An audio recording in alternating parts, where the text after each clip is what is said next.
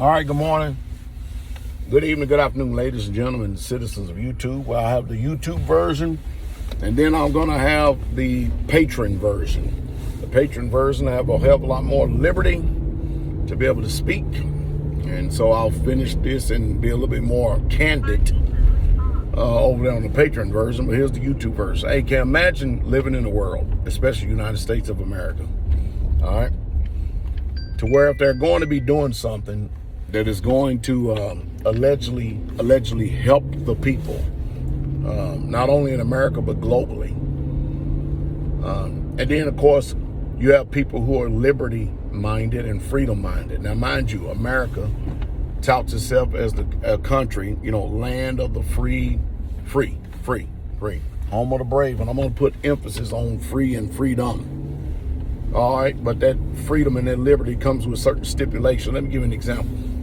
So suppose that they want to inject you with something, all right? And you choose to use your liberty and freedom, your voice to choose. And you say, nah, that's okay. It may work for a lot of other people, but it's not for me, all right? And then next thing you know, they tell you, okay, I'm glad it's your voice to choose, and it's your right to choose as well. However, if you don't do this, we're going to take your Social Security benefits. Now, are we dealing with liberty and freedom then, or are we dealing with tyranny?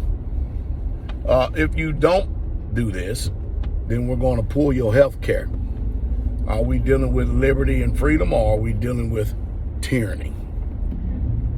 In other words, the book, that thing called the Bible, it talks about stuff like this. It says, and he causeth all, both great and small, free and bond, to receive a mark.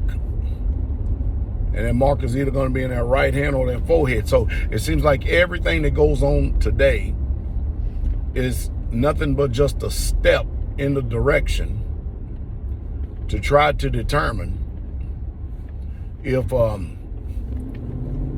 they're going to continue to keep trying to allow our civil liberties to erode, or our freedom of choice to erode and all but be gone. And notice, I want to put emphasis on the word cause. Everything there's a cause and there's an effect, right? But I'm putting emphasis on cause. Notice. And he causeth. All right? So, they're giving you a choice. Now, you can choose to go ahead and go along with this program right here, and you can keep your benefits, you can keep your government subsidiarities, you can keep your handouts. Matter of fact, if you go ahead and receive this, you can fly. If you don't receive this, then we'll restrict your passport. You can't fly out of the country. You can't fly on any airplane, foreign or domestic, blase. Now, you got to ask yourself a question. Is that really a free country? Is that really a free choice? Think about it. Because if this thing is supposed to help everybody, and you're one of the few that chooses to be at risk, is it not your choice? Is it not your right as an American, a red-blooded American, to be able to put yourself at risk?